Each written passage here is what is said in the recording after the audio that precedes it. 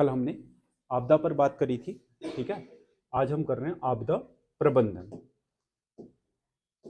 आपदा प्रबंधन मतलब अंग्रेजी में डिजास्टर मैनेजमेंट, कि संकट को कम कैसे किया जाए या उसके प्रभाव का न्यूनीकरण कैसे किया जाए। समझ गया ना, क्योंकि कल भी हमने इस पे बात करी थी कि प्राकृतिक आपदाओं को रोक पाना तो क्या है, पॉसिबल नहीं है, लेकिन हम सही समय पर सही उपाय करके क्या कर सकते हैं, उनके प्रभाव को कम जरूर कर सकते हैं। मतलब जान माल की जो हानि होती है उसे बचा सकते हैं। समझ गए ना, उसी को कहा जाता है आपदा प्रबंधन। ठीक है, भारत सरकार द्वारा आपदा प्रबंधन अधिनियम बनाया गया है। आपदा प्रबंधन अधिनियम 2005। भारत में आपदा प्रबंधन अधिनियम कब आया, 2005। इसी के तहत कुछ बहुत आपके जो आपदा प्रभावित क्षेत्र हैं उन राज्यों को या देश भर के लिए कुछ बहुत चीजें करना अनिवार्य है। कुछ तो क्या है, अपनी परिस्थितियों के हिसाब से आपके पास वैकल्पिक है कि आप करना चाहें तो करें या नहीं करना चाहें तो ना करें। समझ गया ना, लेकिन कुछ बहुत चीजें इसके तहत बहुत जरूरी है। समझ गया ना, क्योंकि यूएनडीपी का भी क्या रहता है, इस पे बहुत ज्यादा आपका दबाव रहता है और उसी के कारण ये आपदा प्रबंधन अधिनियम 2005 बनाना भी पड़ा। ठीक है, तो आपदा प्रबंधन वैसे तो 3 चरणों में होता है। पहला कि आपदा से पहले क्या होगा, आपदा के दौरान क्या होगा और आपदा के बाद क्या होगा। आपदा से पहले क्या हो सकता है बताओ, कि आपको प्रदेश में आपदाओं के न्यूनीकरण के लिए विधियां बनानी चाहिए कि आपदा कम कैसे हो। जैसे पुनर्वास है, लोग जहां पर आपदा प्रभावित क्षेत्र हैं उन्हें क्या कर दो, आप वहां से हटा दो। जहां पर आपके चीजें खराब हो सकती है उन स्थानों पर लोगों को बसने ना दिया जाए।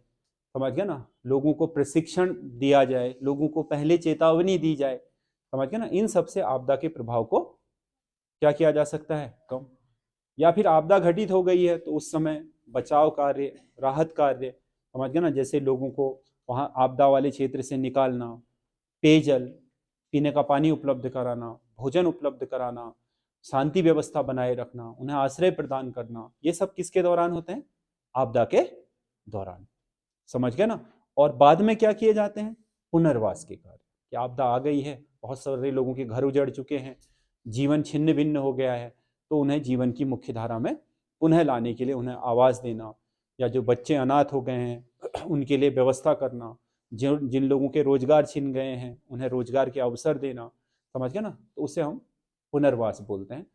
दोबारा से जीवन को नए तरीके से शुरू करना, क्योंकि इस दर्द को वही जानता है ना जिसपे वो गुजरी होती है। समझ गया ना, अब जिसके माँ बाप मान लो आपदा में मर गए, बच्चा छोटा है, समझ गया ना, तो असहाय हो जाता है। अब बहुत सारे लोग सोच रहे होंगे कि उत्तराखंड में कोविड महामारी के दौरान जो वात्सल्य योजना चलाई गई, समझ गया ना, उससे आरक्षण दे दिया जाएगा तो दूसरों का नुकसान। जरा सोचिए उन लोगों के बारे में। समझ गया ना, जो उस आपदा में अनाथ हो गए, जिसके माँ बाप दोनों मर गए या घर का कमाऊ सदस्य मर गया, तो उनके ऊपर क्या गुजर रही होगी बताओ। उनके पास कोई संसाधन ही नहीं है। वो समाज की मुख्य धारा में लाने के लिए सरकार को कुछ ना कुछ उपाय तो करने पड़ेंगे, तभी तो आकर के वो क्या समाज की मुख्य धारा में आ पाएंगे। समझ गए ना, नॉर्मल जीवन जी पाएंगे। इसीलिए सरकार करती है, वात्सल्य योजना में उन्हें 3,000 रुपए मासिक देने की घोषणा है, या नौकरियों में 4% आरक्षण देने की जो आपकी सरकार योजना बना रही है, घोषणा कर रही है। समझ गया ना, तो वो इसीलिए किया गया है क्योंकि उन लोगों के साथ बहुत दर्दनाक घटना घटित हुई है, जो मानवीय जीवन का सबसे क्या होता है, दर्दनाक पहलू है। समझ गया ना, ऐसा किसी के साथ नहीं होना चाहिए जीवन में। नेचुरल डेथ तो देखो इस संसार में हर किसी की होगी, जो भी मानव जीवन में आएगा प्राकृतिक रूप से मरेगा ही, वो तो सत्य है ना। मौत ही तो क्या है, एक सत्य है कि जन्म हो गया तो वो अंतिम सत्य मौत ही है। समझ गया ना, इसीलिए तो मरते समय आपने देखा होगा क्या बोलते हैं, राम नाम सत्य है, जब सबको ले जा रहे हो। हिंदू में ऐसा ही है ना, अंतिम सत्य यही है, इससे कोई झुटला नहीं सकता है। परंतु अकाल और ऐसी मतलब अचानक चीजें हो जाना कि आदमी को कुछ समझ ही नहीं आ पा रहा है। समझ गया ना, अगर ऐसी जगह पर आदमी को खुला छोड़ दोगे तो हो सकता है कि वो सुसाइड कर ले, क्योंकि उसके ऊपर जो गुजर रही है ना, उसको सामने कुछ नहीं दिख रहा है, अंधकार ही अंधकार नजर आ रहा है। समझ गया ना। और अपने मतलब वियोग में वो इस कदर से क्या इंसान पागल हो रखा है, तो कर भी लेते हैं बहुत सारे लोग। समझ गया ना। इसीलिए आपने देखा होगा कि जब कोई मरता है तो जगह जगह से लोग उसके घर तक पहुंचते हैं सांत्वना देने के लिए, ताकि व्यक्ति को दिलासा दिया जा सके कि दुनिया ऐसी है, आगे ऐसे ही चलते रहेगा और ये सबके साथ होता है, तुम्हारे साथ ही नहीं हो रहा है। क्योंकि जिस समय जिस पर घटित होता है उसे लगता है कि उसके जितना दुख दुनिया में किसी और को है ही नहीं। लेकिन जब क्या लोग आते हैं, समझ गए ना, आपने देखा होगा मरने में अक्सर लोग आते हैं ना, मरने के दिन से लेकर के 12-13 दिन तक, जब तक आदमी का थोड़ा बहुत मन बहल नहीं जाता है तब तक आते हैं लोग। समझ गए ना। तो वो इसीलिए है कि हर किसी को एक दूसरे के दुख में एक दूसरे के साथ होना चाहिए, ताकि वो अनहोनी ना हो जाए किसी के साथ। क्योंकि जिसका कोई परिजन या किसी खास जिससे उसको दुनिया में सबसे ज्यादा लगाव है, वो उसको छोड़ करके हमेशा के लिए चला गया है, आपका ब्रेकअप होता है 3 दिन से, समझ गया ना, तो आप 6 दिन तक रोते हो, रात में खाना नहीं खा रहे हो। वो तो ब्रेकअप क्या हो गया है, फेल ही हो गया है, ब्रेक खत्म ही हो गया है मामला। तो वो वियोग कैसा होता होगा सोचो। जिससे आप 4 दिन से बात कर रहे थे, उसने बात नहीं करी तो रात में आपका पूरा मूड खराब, रात भर रो रहे हो आप। समझ गया ना। दूसरे दिन अपनी माँ के ऊपर गुस्सा भी निकाल रहे हो, वो तो खाना पूछ रही, आप चिल्ला रहे हो। समझ गया ना। तो आप ये कल्पना करो कि जो आपका सबसे करीब है वो हमेशा के लिए क्या छोड़ गया, जिसे आप देख भी नहीं पाओगे आप कभी। समझ रहे हो। तो वो दर्द कैसा होता होगा, सोचने वाली बात है। उस समय आदमी को अकेला छोड़ दोगे तो वो कुछ भी करेगा ना, इसीलिए क्या लोग उसके पास रहते हैं। समझ रहे हो। तो आपदा में यही वो सारी चीजें हैं कि मतलब किसी व्यक्ति, पुनर्वास का मतलब यही है कि व्यक्ति उससे निकले कैसे। तो 3 चरणों में आपदा होता है। तो हम बात मुख्यतः यहाँ कर रहे हैं उत्तराखंड के प्रशासनिक जो आपके ढांचा है उसकी बात कर रहे हैं कि उत्तराखंड में प्रशासनिक ढांचा क्या है आपदा का। लेकिन उस पर पृष्ठभूमि में हमें जाना जरूरी है, क्योंकि जब हम आपदा की बात करेंगे तो इसकी जरूरत क्यों है वाली बात है। जरूरत इसलिए है, समझ गया ना, कि लोगों को पहले से ही हम चेतावनी देकर के अधिक से अधिक लोगों को वहां से हटा दें, बचाया जा सकता है जीवन। संकट में पड़ ही गया है तो संकट के समय हम उन्हें निकाले कैसे, और जो लोग संकट का शिकार हो गए हैं उन लोगों को हम दोबारा से जीवन की मुख्यधारा में कैसे लाएं। इसी का नाम क्या है, आपदा प्रबंधन एवं न्यूनीकरण। दोनों चीजें हैं। मिनिमाइज कैसे किया जाए आपदा के प्रभाव को, और उसका प्रबंधन कैसे किया जाए। समझ गया ना। तो उत्तराखंड क्योंकि प्राकृतिक आपदाओं की दृष्टि से, कल भी हमने बात करी थी, बहुत संवेदनशील है। हर तरह की प्राकृतिक आपदा आती है यहाँ पर। समझ गया ना। तो सीधी सी बात है कि प्रभाव तो बहुत रहता ही है। तो आपदा प्रबंधन कैसे किया जाए। तो सबसे पहली बात, उत्तराखंड देश का पहला राज्य है जिसके पास अपना क्या है, आपदा प्रबंधन मंत्रालय। क्या है, आपदा प्रबंधन मंत्रालय। मतलब एक अलग ही क्या बनाया है, मंत्रालय बनाया है उत्तराखंड में। जैसे गृह मंत्रालय होता है, जैसे क्या होता है आपका वित्त मंत्रालय होता है। सारे डिपार्टमेंट अलग अलग होते हैं ना प्रदेश में या देश में, जो एक पर्टिकुलर काम को करने के लिए बनाए गए होते हैं। वैसे ही हमारे उत्तराखंड में पर्टिकुलर आपदा प्रबंधन के लिए एक विभाग है, और उसका एक क्या होता है, मंत्री होता है, जिसे आपदा प्रबंधन मंत्री बोलते हैं। ठीक है। अब जो आपदा प्रबंधन मंत्रालय है उसको मॉडल दिया गया है कहां का, ऑस्ट्रेलिया का, कि वो आपदा प्रबंधन करेगा कैसे। मॉडल कौन सा तय किया गया है, ऑस्ट्रेलिया का। हालांकि ऑस्ट्रेलिया और उत्तराखंड की भौगोलिक परिस्थितियों में बहुत समानता नहीं है। समझ गया ना। आपदाओं की समानता नहीं है, क्योंकि ऑस्ट्रेलिया महाद्वीप जिसका इन्होंने मॉडल, ऑस्ट्रेलिया राष्ट्र जिसका मॉडल लिया है, उसमें एक भी भूकंप और ज्वालामुखी नहीं है। समझ रहे हो। और आपके यहां सबसे ज्यादा खतरा किससे है, भूकंप से। ठीक है। वहां सबसे ज्यादा जो प्रभावित करने वाली आपदा है ऑस्ट्रेलिया में, वो क्या है, आग, सूखा, बाढ़। क्योंकि अगर आप ऑस्ट्रेलिया महाद्वीप को देखोगे, समझ गए, ऐसा ऑस्ट्रेलिया महाद्वीप को अगर आप देखोगे तो ऑस्ट्रेलिया महाद्वीप में जो ये आपका ग्रेट डिवाइडिंग रेंज है, ये पर्वतमाला है यहाँ की सबसे लंबी। इसके जो पश्चिम का क्षेत्र है ना, ये पूरा क्या है, सूखाग्रस्त है। यहां पर तो पूरे रेगिस्तान है। समझ गया ना।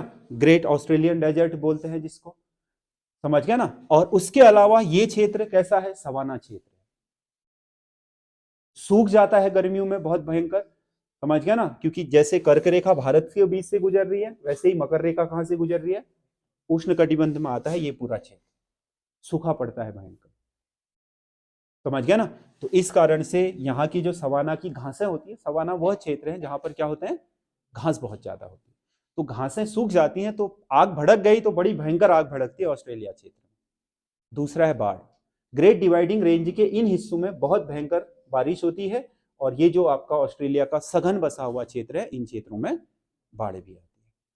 ठीक है, तो उन पे कैसे पार पाया जा सकता है, क्या क्या उनके पास संसाधन उनको पार करने के, तो उन्हीं को हमने क्या कर रखा है, एडॉप्ट कर रखा है कि अगर आपदा आ गई तो उसे हम मैनेज कैसे करेंगे, कैसे उसका न्यूनीकरण करेंगे। तो हमने ऑस्ट्रेलिया से क्या लेकर रखा है, आपदा प्रबंधन मॉडल कहां से लिया है, ऑस्ट्रेलिया से। ठीक है, अब आपदा प्रबंधन मंत्रालय के अधीन दो अलग अलग क्या विंग बनाई गई, एक को बोलते हैं, इसकी अध्यक्षता आपदा प्रबंधन मंत्रालय का आपदा मंत्री ही करता है, अलग होता है आपदा मंत्री, चाहे मुख्यमंत्री अपने पास ही रखे वो प्रभार, लेकिन वो आपदा प्रबंधन मंत्री की हैसियत अलग रखेंगे, समझ गया ना। उत्तराखंड में आपदा प्रबंधन मंत्री अलग होता है, ठीक है, क्योंकि मंत्रालय ही अलग है, एक पूरा मंत्रालय है ना, इसीलिए। ठीक है, एक तो इसमें है आपदा प्रबंधन एवं न्यूनीकरण केंद्र, आपदा प्रबंधन एवं न्यूनीकरण केंद्र, और एक है आपका आपदा प्रबंधन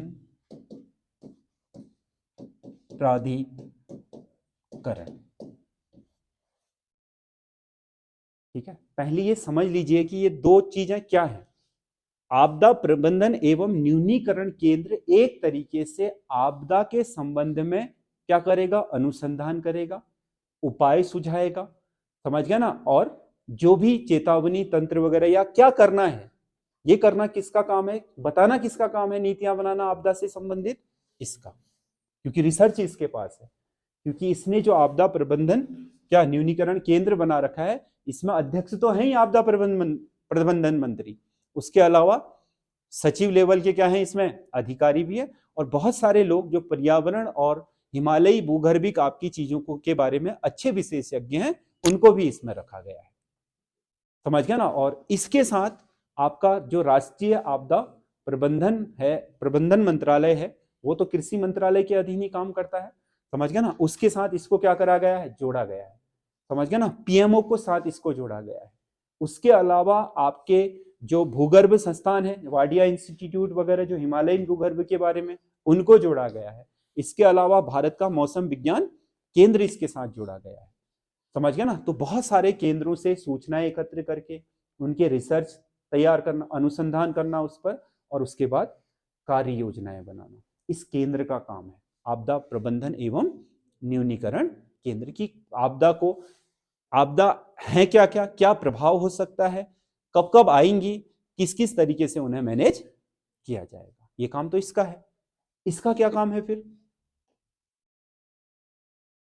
प्राधिकरण का काम, ये एजेंसी है, आपदा प्रबंधन एजेंसी, इसका काम है इन सारी योजनाओं को जमीनी स्तर पर उतारना। क्या करना, जमीनी स्तर पर उतारना, कि जैसे इन्होंने कोई चीज आपदा के लिए बनाई है, समझ गया ना, कि इन्होंने कहा कि आपदा के लिए एसडीआरएफ होनी चाहिए, वो क्या कराएगी, एसडीआरएफ का गठन कराएगी, उसका प्रशिक्षण कराएगी, वो सब काम उसके हैं। इसने कहा ना एसडीआरएफ होनी चाहिए एनडीआरएफ की तर्ज पर, एसडीआरएफ मतलब स्टेट क्या है, डिजास्टर रिस्पॉन्स फोर्स, मतलब जो आपदा के जो प्रभाव हैं उनको कम करने के लिए आपका बल तैयार किया गया है। ठीक है, तो ये बताएगा वो करेगा, समझ गया ना। जैसे इसने कहा कि राज्य में आपदा के क्या, आपदा के समय के लिए एक अलग निधि होनी चाहिए, तो सरकार इसकी सिफारिशों पर क्या बनाएगी, निधि बनाएगी। अब निधि को कितना, कहां पर, कब, कैसे यूज किया जाना है, कौन करेगा, वो बताएगा, सरकार रिलीज करेगी फंड। समझ गया ना, इस तरीके से ढांचा बनाया गया है। तो आपदा के लिए जो आपका क्या है, प्रबंधन के लिए दो उत्तरदायी जो उत्तराखंड की क्या है संस्थाएं हैं, वो एक क्या है न्यूनीकरण केंद्र है और एक कौन है प्राधिकरण है। इन दोनों का काम है। समझ गया ना, ये एक तरीके से रिसर्च और एनालिटिक बॉडी है। ये क्या है, ये काम करने वाली बॉडी है, एक्टिव बॉडी जो काम करेगी आपदा के समय। समझ गया ना, या काम कराने के लिए उत्तरदायी है। ठीक है, तो इनका ये काम है। अब उत्तराखंड ने अब तक किया क्या क्या है आपदा प्रबंधन के क्षेत्र में, ये बहुत महत्वपूर्ण बात है। समझ गया ना, आपदा प्रबंधन के क्षेत्र में उत्तराखंड ने अब तक किया क्या, क्योंकि आपदा तो बढ़ती जा रही है। क्या आपदा प्रबंधन से बहुत अधिक राहत मिली है, या अखबारों में हम हमेशा यही पढ़ते रहते हैं कि आपदा प्रबंधन की पोल खुली। हर बार हेडलाइन क्या होती है बताओ, जब भी हमारे यहाँ सीजन आता है तो उसके बाद क्या आता है, अखबारों में लगातार न्यूज चलती हैं, लगातार छपता है क्या, उत्तराखंड में आपदा प्रबंधन की पोल खुली। समझ गया ना, सच क्या है, समझ रहे हो। तो सच तो ये है कि ये जो बॉडी बना रखी है, समझ गया ना, ये उतनी सफिशिएंट है नहीं, यानी कि उतनी क्या है, हाँ उतनी कारगर इसलिए नहीं हो पा रही है, या तो इनके पास ह्यूमन रिसोर्स नहीं है, मानव संसाधन नहीं है, या पैसा नहीं है, या मशीनरी नहीं है, या कम मात्रा में है, जितनी आवश्यकता है उतनी नहीं है, जो भी है। समझ गया ना, इसलिए। दूसरा ये है कि आपदाओं के जो आपके प्रभाव हैं या आपदा आने के जो तरीके हैं वो भी हर बार क्या हो जाते हैं, बदल जाते हैं। तैयारी हम इसके हिसाब से करे रहते हैं, ये अनुमान कुछ और लगाए रहते हैं और चीजें कुछ और घटित हो जाती हैं, ये भी एक कारण है। समझ गया ना, और बहुत सारी चीजें क्या आपको पता है कि भ्रष्टाचार की भेंट भी चढ़ती हैं, इसमें कोई दो राय तो है ही नहीं। समझ गया ना, उत्तराखंड है जब से बना है बहुत अधिक मतलब जनता को लाभ इसका मिला नहीं, कुछ बहुत मामलों में मिला होगा, लेकिन नेताओं के लिए ये बहुत अच्छी शहरगाह बन गया, ये तो आप जानते ही हो। समझ रहे हो, तो वो हर पैमाने पर है, इसमें तो कोई दो राय है ही नहीं, क्योंकि आज तक तो आपका पाला पड़ नहीं रहा था, अब पेपर लीक से आपके भी पाले पड़ने लग गए हैं। समझ गया ना, क्योंकि स्टूडेंटों का पाला आज तक कम ही पड़ता था इन चीजों से, लेकिन अब आप खुल करके देख रहे हो कि ये सारी चीजें बहुत धड़ल्ले से होती हैं।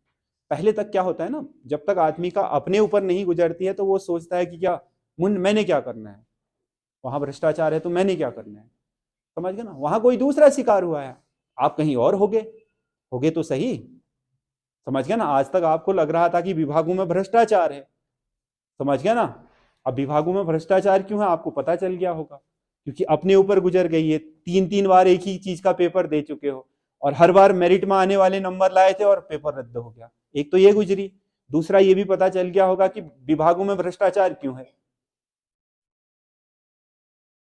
समझ गया ना, क्योंकि ये 25-30 देकर के आ रहे हैं जो, ये क्यों आ रहे हैं यहाँ, सैलरी के भरोसे, सैलरी के भरोसे नहीं आ रहे हैं, ये मलाई खाने के लिए आ रहे हैं। समझ गया ना, अब मलाई कहाँ होगी राज्य में बताओ। ठीक है, अब किसी का आपदा में मकान गिर गया है, 1.5 लाख रुपए स्वीकृत हो रखे हैं, समझ गया ना, ये उससे भी कमीशन ले लेंगे, इनके हाथ में होगी फाइल तो ये उससे भी कमीशन लेंगे या नहीं लेंगे बताओ, क्यों, उधार ले रखे हैं भाई 25 लाख रुपए। समझ गया ना, 5 जीजाजी ने दे रखे थे, 5 मामा जी ने दे रखे थे, समझ गया ना, 5-7 माँ ने गलोबंद गिरवी रख करके लाई थी। समझ रहे हो, तो इसने तो करना ही है, इसमें कोई दो राय थोड़ी है।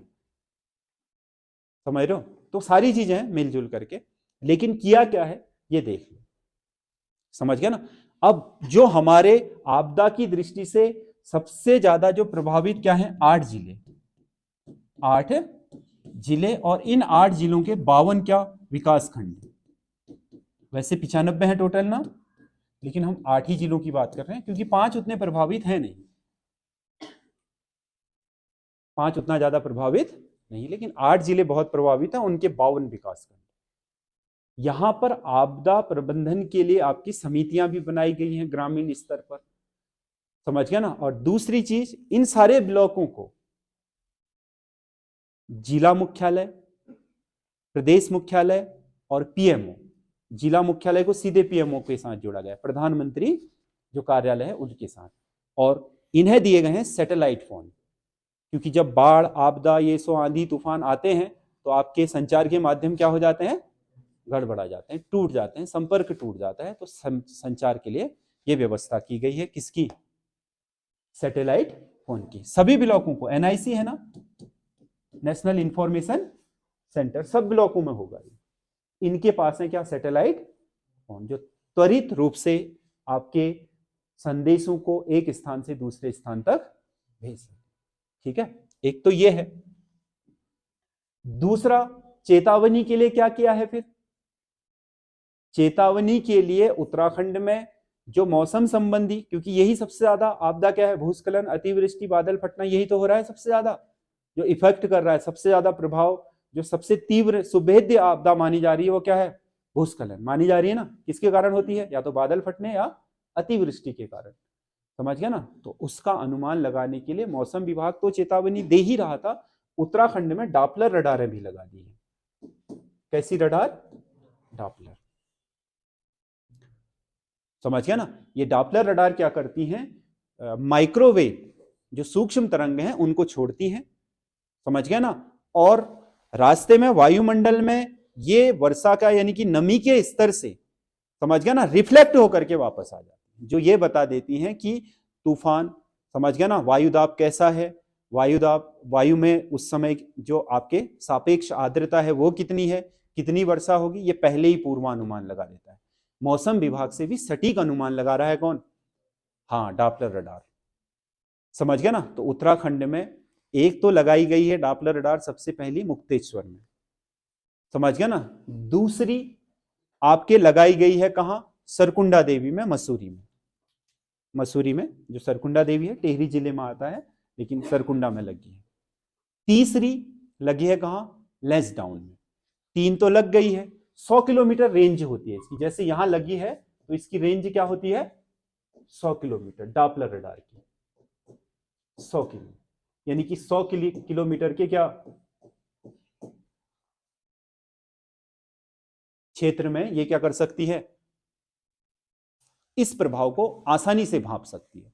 तो 3 लग गई हैं उत्तराखंड में, एक यहां मसूरी में लग गई है, ये यहां कवर कर लेगी, एक कहां लग गई है, लैंसडाउन में, ये यहां कवर कर लेगी, एक नैनीताल में, एक यहां कवर कर लेगी, यानी कि लगभग कवर हो जाता है। और 3 और लगनी है, 6 लगेंगी टोटल, समझ गया ना। तो ये डॉपलर रडार पहले ही पूर्वानुमान लगा देगा मौसम का और सटीक भविष्यवाणी करेगा। वैसे तो भारत में अब IRS प्रणाली, यानी कि इंडियन रिमोट सेंसिंग प्रणाली के माध्यम से इतने अच्छे सैटेलाइट जा चुके हैं, समझ गए ना, अंतरिक्ष में, जो बहुत सटीक भविष्यवाणी करते हैं, यानी कि फोरकास्टिंग करते हैं किसकी, मौसम की। इसीलिए अलर्ट आ जाता है 4-5 दिन पहले ही आपके मोबाइल में क्या होता है, मैसेज होता है ना, टेक्स्ट मैसेज, जिसमें लिखा होता है कि इस क्षेत्र में इतनी बारिश होने की संभावना है और आप सुरक्षित स्थान पर रहें, ऐसा आता है ना। तो इनसे और पुख्ता हो जाएगी वो चीज, ठीक है। ये उत्तराखंड में व्यवस्था दूसरी है जो तकनीक के पैमाने पर की जा रही है, ठीक है। तीसरा, टिहरी, आपका चमोली और देहरादून, 3 स्थानों पर आपके सिस्मोलॉजिक केंद्र स्थापित किए जा रहे हैं। सिस्मोलॉजिक मतलब स्थापित किए गए, जो आपके भूकंप से संबंधित अध्ययन करते हैं। और 300 से भी अधिक स्थानों पर उत्तराखंड में भूकंप मापी सेंसर लगाए जा रहे हैं, समझ गया ना, जो बता देंगे कुछ समय पहले कि इस क्षेत्र में भूगर्भीय कुछ गड़बड़ है और हलचल हो सकती है, यानी कि भूकंप आ सकता है, समझ गया ना। ये सब किस पैमाने पर हो रहा है, तकनीकी पैमाने पर हो रहा है, समझ गया ना। जो आधुनिक तकनीक से हम चीजों को पहले क्या कर सकते हैं, सूझबूझ रख के चीजों को अच्छा कर सकते हैं। एक पूर्वानुमान, दूसरा कम्युनिकेशन। पूर्वानुमान क्या है, जो ये फोरकास्टिंग करेंगे, चाहे वो IRS प्रणाली के माध्यम से किया जा रहा हो, चाहे डॉपलर रडार के माध्यम से, क्योंकि भारत का मौसम विभाग भी इसके संपर्क में रहता है, इसके मैंने पहले ही बता रखा है आपको, समझ गया ना। तो इन सारी सूचनाओं को कलेक्ट करना और पूर्वानुमान लगाना, चेतावनी देना, ये काम है, समझ गया ना, पूर्वानुमान। दूसरा क्या है, कम्युनिकेशन। कम्युनिकेशन के लिए मैंने क्या बोला, साधारण लाइनें तो है ही, मोबाइल फोन ये सब हैं, लेकिन हो सकता है कि बहुत घने बादल हों, दूसरी चीज हो जाए, तीसरी चीज हो जाए, लाइनें टूट जाए, बह जाए, तो संपर्क कट जाएगा ना क्षेत्र का। तो ऐसी स्थिति में कम्युनिकेशन, क्योंकि डीएम के सारा आपदा का जो जिले का प्रबंधन अधिकारी है वो कौन है? डीएम है। निधि भी उसी के पास है, 50 लाख की निधि है डीएम के पास हर जिले में, समझ गया ना, जो आपदा के समय अपने विवेक से दे सकता है, समझ गया ना। और आपदा के समय पैसा तुरंत चाहिए होता है, भोजन कहां से उपलब्ध कराओगे, पानी कहां से उपलब्ध कराओगे, दवाइयां कहां से उपलब्ध कराओगे, क्योंकि चोट भी तो लगती है, लोग अशांत तो होते हैं, शेल्टर चाहिए होता है, रखोगे कहां उन लोगों को जो बेघर हो गए हैं, नदी में बाढ़ में जो बह गए हैं, जिनका घर ढह गया है, वो बीमार हैं, समझ गया ना, उन्हें स्वच्छ पेयजल, भोजन, दवाइयां, आश्रय सब चाहिए होता है, समझ गया ना, शांति व्यवस्था, और सब चीज किसके हाथ में होती है? जिला अधिकारी के। उससे ज्यादा चाहिए तो जिला अधिकारी किसको संपर्क करेगा? मुख्यमंत्री कार्यालय से। उससे अधिक चाहिए तो किससे करेगा? प्रधानमंत्री कार्यालय से। सब जगह से मदद लेगा ना, तो उस समय अगर आपके फोन ही काम नहीं कर रहे तो क्या करोगे? इसीलिए सैटेलाइट फोन दिया गया कम्युनिकेशन, ताकि आपदा की स्थिति में भी कम्युनिकेशन टूटे ना, आपदा की स्थिति में भी कम्युनिकेशन टूटे ना और संपर्क बराबर रहे, ठीक है, इसके लिए है ये, ठीक है। तो टेक्नोलॉजी का भी उपयोग प्रॉपर तरीके से किया जा रहा है, क्योंकि टेक्नोलॉजी से पूर्वानुमान लगाना, कम्युनिकेशन करना और चीजों को त्वरित रूप से पहुंचाना ये आसान हो जाता है, ठीक है। दूसरा क्या है? नियमों के उसमें आपदा के लिए उत्तराखंड सरकार ने नियम क्या बना रखे हैं, ठीक है। नियम ये बना रखे हैं कि एक तो मैंने बोला कि हर जिला अधिकारी के पास क्या है? निधि है। हर जिला अधिकारी के पास क्या है? निधि, आपदा निधि है, ये राज्य की अपनी आपदा निधि है, समझ गया ना। राज्य आपदा निधि अलग है, जिले की अलग है, जिले में ही है, इससे नीचे नहीं होती है। जिले के नीचे को कौन देता है? जिला अधिकारी, जिस समय आपदा आती है। और क्या है? ये तो पैसे की बात हो गई। बाकी जिला अधिकारी पहले से ही जिन क्षेत्रों में आपदा आने का या उनका संपर्क टूटने का है, तो वहां के जो सप्लाई ऑफिसर हैं उनको पहले आदेश देता है कि राशन वगैरह की सप्लाई प्रॉपर होनी चाहिए। जिले में जो भी आपका चिकित्सा अधिकारी होते हैं उन्हें साफ आदेश होते हैं कि आप क्या दवाई वगैरह आपूर्ति करके रखें, जो जो आवश्यक इमरजेंसी की दवाइयां होती हैं उसके कोटे का स्टॉक बना करके रखें। ये सब ऑर्डर जिला अधिकारी सभी विभागों को दे देता है, जिन जिन चीजों की उस समय जरूरत पड़ सकती है, समझ गया ना। सप्लाई ऑफिसर राशन पानी इन सब की चीज की जिम्मेदारी रखता है, और जो आपका क्या होता है? चिकित्सा अधिकारी, वो चिकित्सा और उसकी व्यवस्था जो भी है उसकी करता है, समझ गया ना। ये तो डीएम। वैसे ही क्योंकि आपदा सीधी सी बात है, और जिला अधिकारी सभी कर्मचारियों की छुट्टी भी रद्द कर देता है कि आपदा का सीजन आ गया है जून से सितंबर तक, अब बहुत ही विपरीत परिस्थितियों के अलावा आपके किसी भी सरकारी कर्मचारी को छुट्टी ना दी जाए। वो शासन से ही आ जाता है ऑर्डर, डीएम अपने कर्मचारी पूरे जिले के कर्मचारियों के लिए रद्द कर देता है। तीसरा क्या है? एनडीआरएफ की तरफ तर्ज पर एसडीआरएफ बनाई गई है। 2013 में जो क्या आई थी? केदारनाथ आपदा आई थी। उसमें यह महसूस किया गया कि क्या स्टेट, क्योंकि आपदा प्रभावित क्षेत्र है, बहुत संवेदनशील है, इसीलिए नेशनल जो आपका डिजास्टर रिस्पॉन्स फोर्स है उसके आने से पहले ही क्या अपने पास भी अपना तामझाम होना चाहिए, जो लोग प्रशिक्षित लोग हों, और आपदा के दौरान वो अपने प्रशिक्षण का लाभ लोगों को दें। क्योंकि देखो पुलिस है, सेना है, वो तो करेंगे ही, समझ गया ना। लेकिन देखो पुलिस को अलग उस तरीके से ट्रेनिंग दी जाती है, उनका काम अलग तरह का है, तो उनकी ट्रेनिंग अलग होती है। आर्मी की ट्रेनिंग अलग होती है, निसंदेह वो आकर के काम करते हैं और बहुत वीरता का परिचय भी देते हैं, और कुछ लोग उनमें प्रशिक्षण प्राप्त लोगों से भी अच्छा काम करते हैं। परंतु आपके पास एक स्पेशल ट्रेनिंग ली हुई क्या होनी चाहिए? टीम होनी चाहिए, जो सही समय पर सही काम करे और पर्टिकुलर उसी काम के लिए हो। इसीलिए एसडीआरएफ का काम क्या है? पर्टिकुलर उसी काम को करना। आपदा के समय, आपदा किसी भी तरह की हो, समझ गया ना, उसके लिए उनको विशेष प्रशिक्षण दिया जाता है कि भूकंप आएगा तो आप क्या करोगे, क्या आपकी प्राथमिकताओं में होगा। क्योंकि डिसीजन मेकिंग बहुत क्या हो जाता है, जरूरी चीज हो जाती है ना। त्वरित गति से डिसीजन मेकिंग और सही डिसीजन लेकर के क्या ज्यादा से ज्यादा जानों को बचाया जा सकता है, ज्यादा से ज्यादा नुकसान होने से रोका जा सकता है डिसीजन मेकिंग से। तो अगर आपने किसी पर्टिकुलर चीज के लिए, तो उनके लिए डिसीजन क्या हो जाता है, आसान। समझ गए ना, नदी में कोई डूब रहा है तो कैसे उसको बचाना है, उसके लिए विशेष प्रशिक्षण है ना उसको। हो सकता है पुलिस को ना हो, या पुलिस की कोई स्पेशल विंग रहती हो, समझ गए ना, सेना की स्पेशल विंग रहती हो, लेकिन एसडीआरएफ क्या है, स्पेशली उस काम के लिए। समझ गए ना, उसका काम ही है। हालांकि उसने ले कहां से रखे हैं, पुलिस से ही ले रखे हैं ना जवान, लेकिन प्रशिक्षण उन्हें स्पेशल उन चीजों का दिया जाता है जो उत्तराखंड में आपदा के समय काम कर सके, इसलिए इसका गठन किया गया। कब, 2013, अक्टूबर 2013 में गठित हो गई थी पहली क्या, आपदा रिस्पॉन्स फोर्स।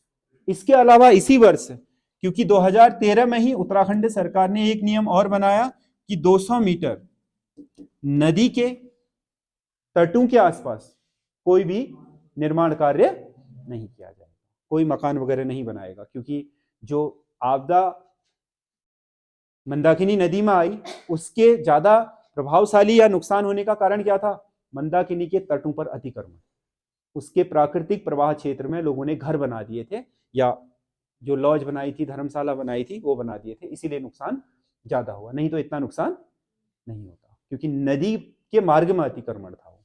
नदी तो नेचुरल है, आएगी, नुकसान तो होना था, आपदा तो काफी जबरदस्त थी, लेकिन कम होता अगर नदी में अतिक्रमण नहीं होता, क्योंकि नदी के प्रवाह पथ पर कहीं ना कहीं रुकावटें आई, उन रुकावटों को लेकर के हटा करके चली गई। अब वो हटना, उसके लिए तो क्या था, अपने मार्ग से चीजों को हटाना था, लेकिन हम उसका शिकार हो गए ना।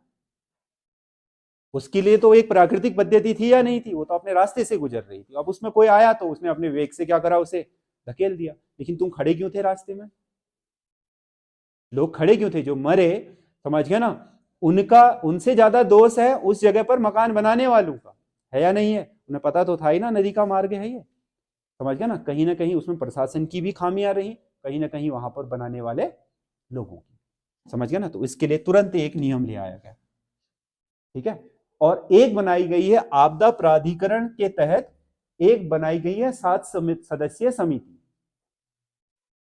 कितना, ये भी इसी वर्ष बना दी गई थी, सदस्यीय समिति, जिसका काम है आपदा के समय कार्य योजना को क्रियान्वित कराना, समझ गया ना। आपदा प्रबंधन समिति बोलते हैं इसको। कितने सदस्य होते हैं इसमें, 7 सदस्य, इसका काम है ये कराना, ठीक है। तो ये आपका ढांचा है, ये उत्तराखंड में किए गए क्या है, जो इस ढांचे के तहत अब तक कार्य योजनाएं और विभिन्न तरह के नियम कानून बनाए हैं, समझ गए ना, वो है तकनीकी स्तर पर ये है, और आपके जो प्रशासनिक स्तर है उस पर ये काम, ठीक है। तो उत्तराखंड की उपलब्धियां क्या है आपदा प्रबंधन के क्षेत्र में, उपलब्धियां नहीं कहेंगे, उत्तराखंड ने जो ढांचा विकसित कर लिया है, मंत्रालय अलग है, मंत्रालय के अधीन आपदा प्रबंधन एवं न्यूनीकरण केंद्र है, आपदा रिस्पॉन्स क्या है, निधि है, और आपका आपदा क्या है, प्रबंधन प्राधिकरण। ये तो क्या हो गए, रिसर्च टीम हो गई, पैसे वाली टीम हो गई, कार्य क्रियान्वित कराने वाली टीम हो गई, ठीक है। इनके सबके अपने अपने काम हैं, समझ गया ना, जरूरत के हिसाब से चीजों पर सुझाव देना और काम करना है। उसके अलावा क्या है, हाँ, एसडीआरएफ है, जो स्पेशल फोर्स है, किसके लिए, इस क्षेत्र में काम करने के लिए। कुछ नियम भी बनाए गए हैं, सख्ती भी बढ़ती जा रही है कि आपदा वाले प्रभावित क्षेत्रों में चीजें ना करी जाए। और हाँ, पुनर्वास भी, समझ गए ना, 380 गांवों का क्या हुआ था, चयन हुआ था, हुआ नहीं है सभी का, अभी चयन हुआ था इतनों का उत्तराखंड में, जिन्हें आपदा भूस्खलन की दृष्टि से बहुत संवेदनशील माना गया था, समझ गया ना। इसमें से लगभग 100 से अधिक गांवों का पुनर्वास दूसरे स्थानों पर इन गांवों को शिफ्ट किया जा सका है, समझ गया ना। कुछ तो पिछले 10 सालों में 8-10 गांव तो प्रकृति ने शिफ्ट कर दिए, समझ गया ना, कि तुम यहां पर ठीक नहीं लग रहे हो, और गांव वाले भी, गांव भी, ना तो मकान बचे, ना ही मकान में रहने वाले लोग, समझ गया ना, वो प्रकृति ने ही कर दिया। अब ऐसा ना हो, इसके लिए क्या है, ये आपका गांव को क्या करने का, हाँ, वहां से हटाने का प्रयास किया जा रहा है, कि ये गांव बहुत ही क्या है, संवेदनशील है, तो यहाँ के लोगों को पहले ही दूसरी जगह बसाया जाए, और 100 से अधिक गांव बसाए भी जा चुके हैं, ठीक है। ये आपके उत्तराखंड की योजना है। बाकी तकनीकी स्तर पर डॉपलर रडार लगी है उत्तराखंड में, जो मौसम का पूर्वानुमान लगा सकती है। अलर्ट के लिए, भूकंप अलर्ट के लिए क्या बने हैं, भूकंप केंद्र भी बने हैं, भूकंप सेंसर भी लगाए जा रहे हैं, समझ गए ना। और नदियों में तटबंध भी बनाए जा रहे हैं, नदियों के आसपास लोगों को रहने की अनुमति भी नहीं दी जाएगी आगे। निर्माण कार्य 200 मीटर दोनों तरफ नदी के, समझ गए ना, 200 मीटर दोनों तरफ क्या होगा, अब नदी में कोई भी व्यक्ति निर्माण कार्य नहीं कर पाएगा। बाकी आपदा निधि राज्य के पास भी है, जिसमें नियम बने हैं कि किसी का मकान टूटेगा तो कितना दिया जाएगा, किसी के मवेशी मरेंगे तो कितना पैसा दिया जाएगा, किसी व्यक्ति की मृत्यु हो जाती है तो कितना पैसा दिया जाएगा, वो सब तय हैं, समझ गए ना। रेट तय करे गए हैं, परिस्थितियां तय करी गई हैं, उसके हिसाब से फिर उत्तराखंड का जो आपका प्राधिकरण ये आपदा निधि है उससे उसे पेड भी किया जाता है, ठीक है। और डीएम के पास भी निधि होती है जो त्वरित राहत के लिए होती है, समझ गए ना, आपदा के समय तुरंत राहत जो अपने स्तर से दे, मतलब मुख्यमंत्री कार्यालय बात पहुंचने से पहले डीएम अपने स्तर से तब तक इंतजाम करे, इसके लिए है, ठीक है। तो ये उत्तराखंड में आपदा प्रबंधन का क्या है, ढांचा या प्रशासनिक ढांचा कह सकते हो इसको, ठीक है।